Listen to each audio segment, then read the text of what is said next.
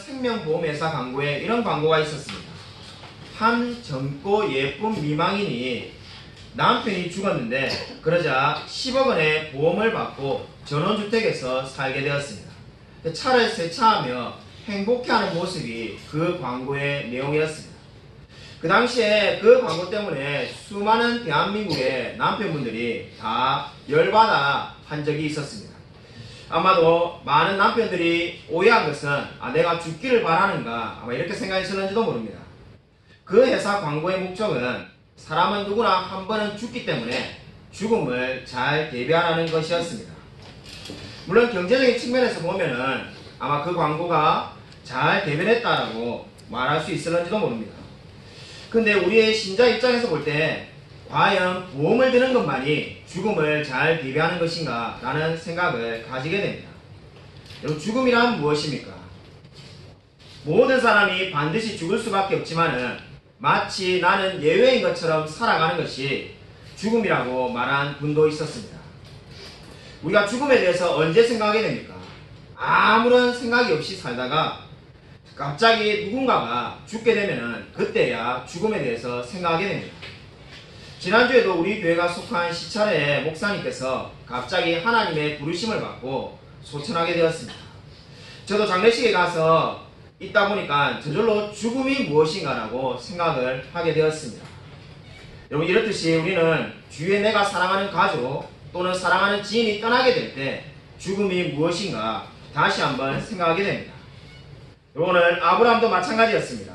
먼저 창세기 23장을 보시면은 아브라함은 사라를 먼저 떠나보내야만 했습니다. 성경은 놀랍게도 아브라함이 슬퍼하며 애통했다라고 말을 하고 있습니다.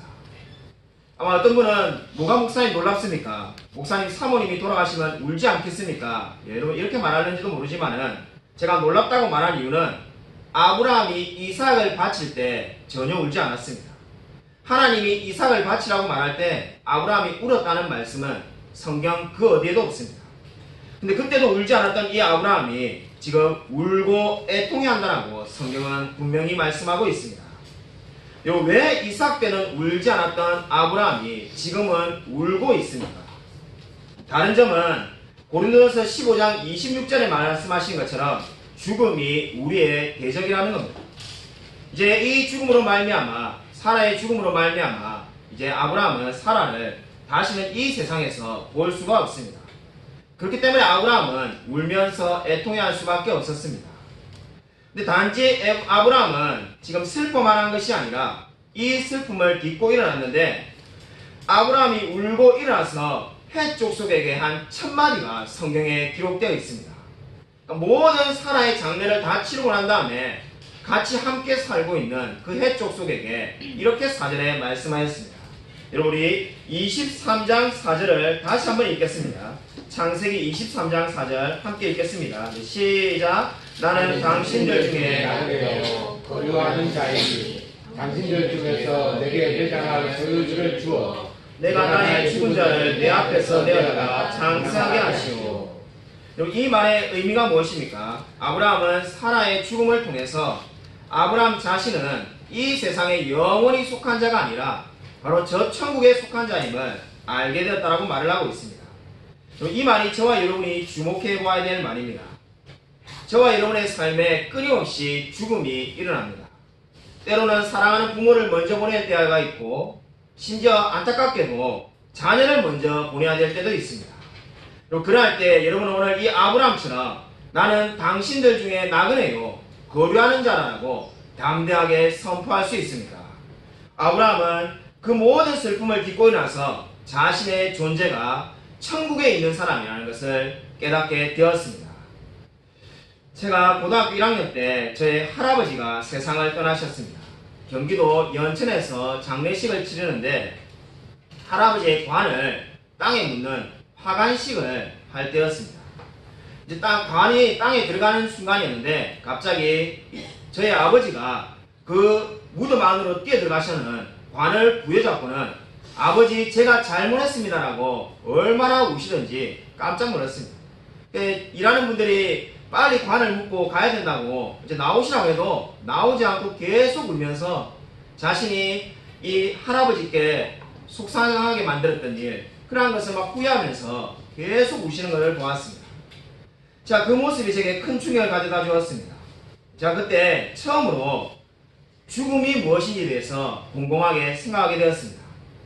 그러다가 제가 그 당시에 한 책을 읽게 되었는데, 프랑스의 작가 까미가 쓴 이방인이라는 책을 읽게 되었습니다. 읽은 이유는 단 한 가지인데, 바로 그 책의 시작이 오늘 엄마가 죽었다는 말로 시작하기 때문입니다. 그 부분을 읽자마자 저도 최근에 할아버지가 돌아가셨는데 이 책이 나에게 뭔가를 말하겠지라는 생각이 들어서 책을 읽었던 적이 있습니다. 그 책의 내용을 보면은 메르소라는 주인공은 어머니의 장례기간 중에도 여자친구랑 수영을 다니고 영화도 보고 심지어 잠자리도 같이 하고 살인까지 저지르게 됩니다. 그러고 난 다음에 이제 옥중에서 사형 선고를 받는데 항소를 하지 않습니다. 주위에 있는 사람들이 항소를 해라고 하지만은 전혀 항소하지 않고 메르소는 이런 말을 남깁니다. 삶이 그다지 살만한 가치가 없다는 것은 누구나 아는 사실이 아닌가. 근본적으로 따지고 보면은 30에 죽으나 70살에 죽으나 별 중요한 차이가 없다는 것을 나는 알게 되었다. 사람이 죽는 순간을 보면은 언제 어떻게 죽어가는 것은 중요하지 않다. 그것은 명확한 사실이다. 이 소설이 말하고자 하는 바가 무엇입니까? 삶은 별다른 가치가 없다는 겁니다.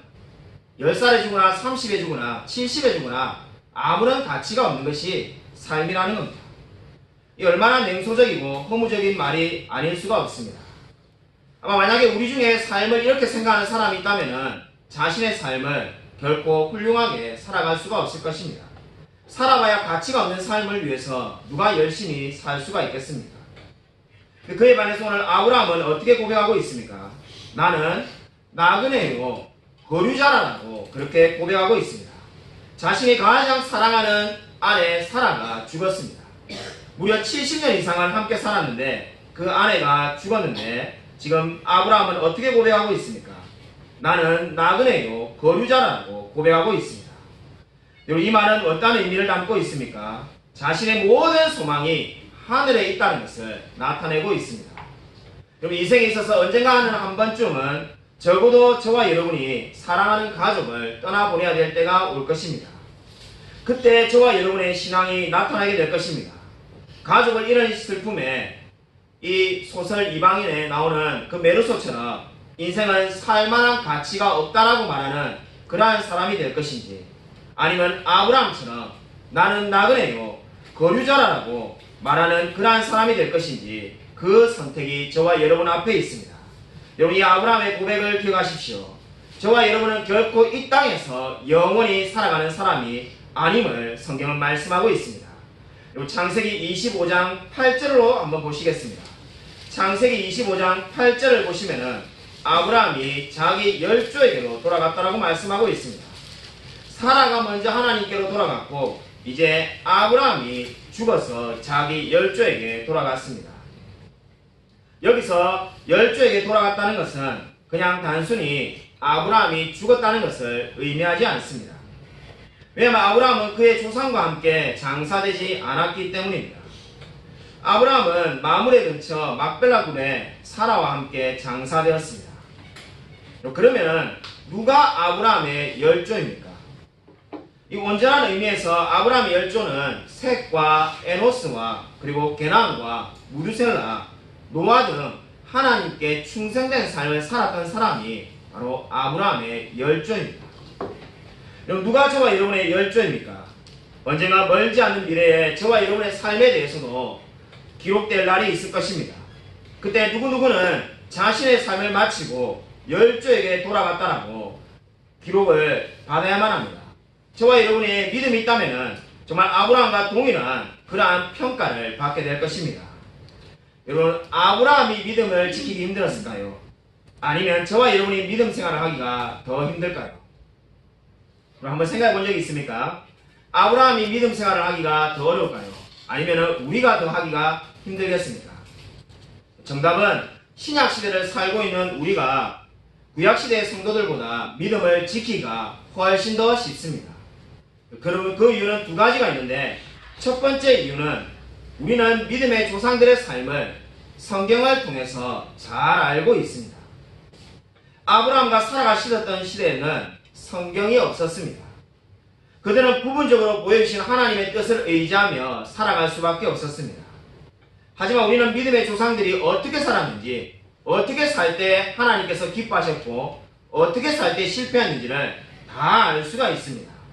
그렇기 때문에 우리가 믿음 생활을 하기가 훨씬 더 쉽습니다. 두 번째로 신약시대를 사는 저와 여러분이 믿음을 지키기 쉬운 이유는 성령 하나님께서 우리 안에 내주하시기 때문입니다. 성령님께서 지금도 저와 여러분이 믿음으로 살 수 있도록 도와주시고 계십니다. 그렇기 때문에 저와 여러분이 아브라함 시대보다도 믿음 생활을 하기가 훨씬 더 쉬운 그러한 시대에 살고 있습니다. 그렇다면 이 성경도 없던 시대에 아브라함과 사라는 어떻게 믿음을 유지하며 살았을까요? 성경은 이렇게 말씀합니다. 우리 히브리서 11장 13절을 한번 찾아보겠습니다. 히브리서 11장 13절입니다. 히브리서 11장 13절을 한번 찾아보겠습니다. 신약성경 365면에 있습니다. 신약성경 365면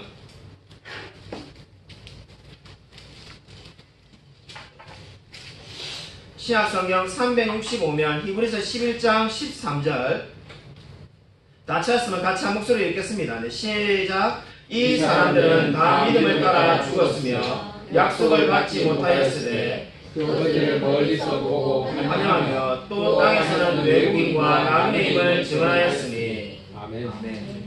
그럼 여기서 이 사람들은 누구를 말합니까? 지금 이 히브리서 11장에 나와 있는 아브라함과 이삭과 야곱을 의미합니다. 그들 모두가 믿음을 따라 죽었다라고 성경은 말씀하고 있습니다. 믿음을 따라라는 말은 믿음의 법칙으로라는 의미를 갖고 있습니다. 믿음의 법칙으로 이 세상을 살았다는 겁니다. 여러분 아마 그래도 추상적이라서 이해가 잘 되지 않을 겁니다. 이 말씀을 제가 보기에 제일 잘 의미를 살린 번역은 NIV 영어 성경입니다. NIV 영어 성경은 이렇게 표현하였습니다. 제가 읽어드리겠습니다. 이 모든 사람들은 죽을 때에도 여전히 믿음으로 살고 있었다. 여러분 이 말씀을 꼭 기억하시기 바랍니다. 이 모든 사람들은 죽을 때에도 여전히 믿음으로 살고 있었다. 그러므로 믿음을 따라 산다는 말이 어떤 의미입니까? 죽을 때에도, 죽는 그 순간에도 믿음을 가지고 있었다는 겁니다. 젊었을 때 또는 인생의 어느 한 순간에 잠깐 믿음을 가지고 있었던 것처럼 보이는 것이 아니라 죽는 그 순간에도 믿음을 가지고 죽은 사람이 바로 아브라함과 이삭과 야곱이었다는 겁니다. 그러한 삶을 성경은 어떻게 말을 합니까? 믿음을 따라 사는 삶이다라고 성경은 말씀하고 있습니다.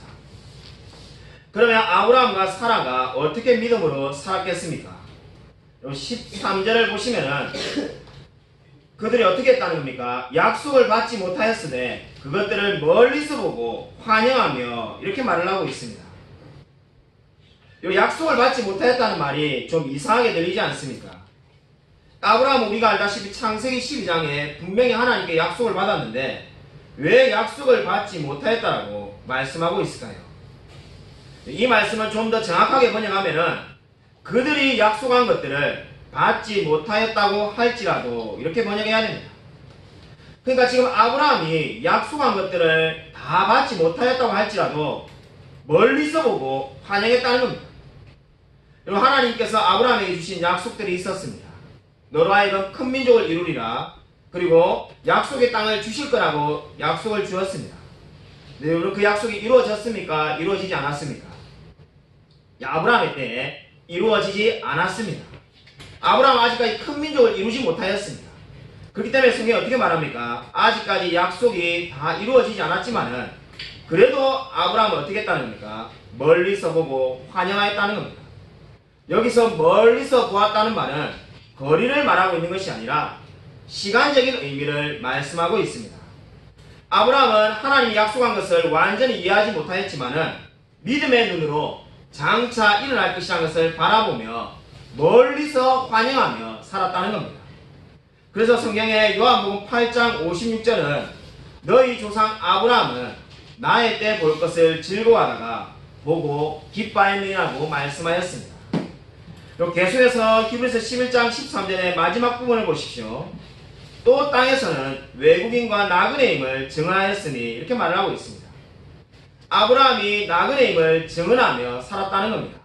여기서 증언하였다는 말은 인식하다는 뜻입니다. 그러니까 아브라함과 사라가 자신이 이 땅에서 나그네의 힘을 늘 인식하며 살아왔다는 겁니다. 그렇기 때문에 아브라함은 사라가 죽었을 때 내가 나그네요라고 고백할 수 있었습니다. 그 순간에만 그 진리를 깨달은 것이 아니라 늘 인생을 살아가면서 내가 이 땅에서 나그네로 살아간다라고 늘 생각하며 살았던 사람이 아브라함이었습니다. 여러분, 메추엘이라는 주석가는 이렇게 말을 하였습니다. 그리스도인은 본향을 목표로 삼고 그 본향을 사모하며 그곳에 대한 이야기로 꽃을 피운다. 그리고 그 본향에 어울리는 신분을 유지하기 위하여 열심히 노력하고 기질도 또한 그날에 맞추려고 힘쓴다. 그렇습니다. 그리스도인이 어떤 사람입니까? 본향을 바라보며 그 본향을 향하여 자신의 기질과 모든 것들을 다 거기에 맞추는 사람이 그리스도인입니다. 여러분, 모든 사람은 한 번 죽게 됩니다. 이것을 모르는 사람은 아무도 없습니다. 그리고 죽음을 앞두고 대부분의 사람들이 오랜 기간 동안 질병과 싸우게 됩니다. 저와 여러분도 언젠가는 의학이 저와 여러분에게 아무것도 해줄 수 없는 그러한 시간이 다가오게 될 것입니다. 사랑하는 가족들이 옆에 서 있고 친구들이 내 주위에 그대로 서 있지만은 그들은 더 이상 저와 여러분을 도울 수 없는 그러한 상태에 이르게 될 것입니다. 시력도 약해지고 청력도 급격히 떨어지며 이제 마침내 기도할 힘마저 없는 그러한 상황에 놓이게 될 것입니다. 여러분, 그러한 순간에 우리는 무엇을 의지해야만 할까요? 무엇이 우리에게 시편 23편 4절이 말하는 것처럼 내가 해를 두려워하지 않는다라고 자신있게 선포할 수 있는 확신을 심어줄 수 있겠습니까? 그것은 바로 그리스도와 날마다 친밀한 교통을 하는 것 외에는 아무것도 없습니다. 여러분이 마음 가운데에 늘 믿음으로 우리 안에 그리스도가 거하신다는 것을 확신하는 사람만이 바로 그 죽음의 순간에도 확신을 가질 수가 있습니다. 그리스도께서 나와 늘 함께 하시며 내 곁에 계시며 내 머리 위에 그리스도의 오른손을 얹고 계신다라고 믿고 나아가는 자만이 이 모든 질병과 죽음의 싸움에서 승리할 수가 있습니다. 여러분, 죽음을 두려워하지 마십시오. 그리스도의 삶은 죽음을 두려워하다가 죽음을 사랑하기 위해서 살아가는 삶입니다. 여러분, 이 말을 꼭 기억하시기 바랍니다. 그리스도의 삶은 죽음을 두려워하다가 죽음을 사랑하는 사람이 되어서 마치는 인생이 그리스도의 삶입니다. 여러분, 죽음이 두렵지 않는 사람이 누가 있겠습니까? 여러분, 모든 사람이 죽음이 두렵습니다. 그러나 그리스도에는 결국은 그 죽음을 사랑하는 사람이 되게 될 것입니다. 왜 그렇습니까? 저와 여러분 여기서 나그네로 살아가고 있고 저와 여러분의 본향은 저 천국에 있기 때문입니다. 여러분, 로레인 베트너라는 칼빈주의 신학자가 있습니다. 그분이 죽음에 대해서 이렇게 멋지게 표현한 것을 예전에 읽게 되었습니다. 만약에 여러분의 가족이 세계 일주 여행에 당첨되었다라고 한번 생각해 보십시오. 무료로 온 세계 원하는 나라를 다 여행할 수 있습니다. 심지어 호텔에서 잠을 잘 수 있고 모든 것을 최고급으로 여행을 마음껏 할 수 있습니다. 아마 여러분의 가족이 그 여행권에 당첨되었다면 여러분이 가지 말라고 말할 사람이 아무도 없을 겁니다. 기쁘게 우리 가족이 여행을 다니겠죠. 근데 그 기간이 길어져서 몇 달 아니 몇 년이 되어도 여러분이 결코 서운해하지 않을 겁니다. 그러고 난 다음에 몇 년 뒤에 다시 만나면 어떻게 되겠습니까? 그 몇 년 동안 만나지 못했던 시간을 아마 없었던 양 다 잊어버리고 즐겁게 이야기하며 교제하지 않겠습니까? 로레인 베트라는 이 칼빈주의 신학자는 죽음이 이와 마찬가지라는 겁니다. 먼저 떠나보낸 우리의 사랑하는 가족은 좋은 곳에 여행을 갔다는 겁니다. 마치 세계 일주 여행을 가는 것처럼 천국에 여행을 먼저 가 있고 곧 우리가 따라가게 될 것이라는 겁니다. 여러분, 너무나 멋진 말이지 않습니까? 죽음은 결코 영원하지 않습니다. 여러분, 죽음을 두려워하지 마십시오. 평생을 신앙생활한 성도가 죽음 앞에서 두려워하는 것보다 더 안타까운 일이 없습니다. 자, 목회를 하면서 보면은 평생을 예수를 믿었는데 죽음 앞에서 두려워하는 모습을 보는 것보다 더 안타까운 일은 없습니다. 죽음 앞에 두려워하는 그리스도인이 가짜 그리스도인이라고 지금 말하고 있는 것이 아닙니다. 죽음 앞에 두려워하는 그리스도인은 가짜가 아니라 죽음을 준비하지 못한 그리스도인입니다. 전도서 12장이 말씀하는 것처럼 죽음은 노년이 되어서 준비하는 것이 아니라 젊었을 때부터 이미 준비하는 겁니다. 젊었을 때부터 자신이 죽는다는 것을 다 알고 있지 않습니까? 여러분, 저와 여러분은 이미 죽음을 준비하고 있는 사람입니까? 저와 여러분은 이 땅에서 나그네로 살아가고 있으며 나의 본향은 천국에 있다는 것을 늘 인식하며 살아가고 있습니까? 얼마 전에 우리 교회 어느 성도님이 제게 전화를 주셨습니다. 자신의 친한 지인이 암에 걸렸는데 얼마 있지 않으면 죽을 것 같다고 제게 말씀을 해주었습니다. 전화상에서 자신이 예수를 믿고 보니까 이 죽어가는 지인에게 간절히 복음을 전하고 싶은 마음이 든다라고 말을 하였습니다. 제가 그렇게 하시라고 말하였습니다. 그래서 그분이 이렇게 말하였습니다. 아마 죽어가고 있으니까 이제 본인도 죽는 걸 알기 때문에 말기 암이니까 제가 복음을 전하면은 당연히 받아들이겠지요. 제가 제 경험을 이야기해 드렸습니다. 제가 보니까 당연히 받아들일 것 같이 보이지만은 성령이 역사하지 않으면은 그 순간에도 그 지푸라기를 붙잡고 싶은 그 순간에도 믿지 않는 사람들이 있더라. 그렇기 때문에 꼭 기도하셔서 그분은 영접하시도록 기도하시기 바랍니다. 그리고 필요하다면 저를 불러서 같이 함께 기도하고 함께 예배해 드리면 좋겠습니다. 자, 이렇게 말씀을 드렸습니다. 그리고 시간이 좀 지났습니다. 제가 기도를 하고 난 다음에 이제 상황이 어떻게 돌아가는지 궁금해서 그분께 전화를 드렸습니다. 그래서 그분이 조금은 실망하고 낙심했다는 목소리로 아무리 복음을 전해도 그분이 듣지 않는다는 겁니다. 자기는 불교동이니까 그냥 믿는 믿음대로 자신이 그냥 가겠다는 겁니다. 아무리 예수를 믿으라고 전해도 이제 인생이 곧 끝나가지만은 결코 영접하지 않았다고 합니다. 아마 이러한 경우들을 우리가 종종 보게 됩니다. 아무리 복음을 전해도 예수를 믿지 않는 분들이 있습니다. 여러분, 진정한 복이 무엇입니까? 여러분, 진정한 복은 이 땅에서 돈을 조금 더 잘 벌고 다른 사람들보다 더 잘 되는 데 있지 않습니다. 진정한 복은 죽음이 찾아왔을 때만 알 수가 있습니다.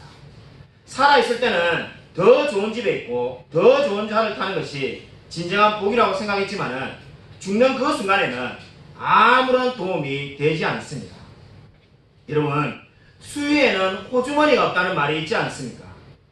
그 말은 죽고 난 다음에 우리가 이 세상에 있는 것을 가져갈 수 있는 것은 아무것도 없습니다. 인생에 죽는 그 순간에 자신이 가야 될 곳이 있는 사람만이 진정으로 복을 받은 사람입니다. 진정으로 복을 받은 사람은 죽는 그 순간에 자신이 영원한 천국으로 갈 사람임을 아는 자만이 복을 받은 사람입니다. 여러분, 진정으로 오늘 죽어도 우리가 천국에 갈 사람임을 믿고 확신하며 살아가고 있습니까? 지난 세기 최고의 설교자였던 로이드 존스 목사님의 임종 때의 모습이었습니다. 로이드 존스 목사님의 주치인 윌리엄즈가 찾아왔습니다. 윌리엄즈가 항생제를 투입하기를 원하는데 로이드 존스 목사님이 그것을 거절하였습니다. 고개를 흔들면서 거부하였습니다. 그때 윌리엄즈 주치의가 이렇게 말하였다고 합니다. 이보게, 주의 날을 맞을 때 내가 자네 머리 꼭대기까지 항생제를 가득 채워놓은들 무슨 문제가 되겠는가, 이렇게 말하였습니다. 그 말은 항생제를 맞고 고통을 줄이자는 겁니다. 근데 로이드 존스 목사님이 너무나 고통스럽지만은 몸에 힘을 다하여서 고개를 계속 젓습니다.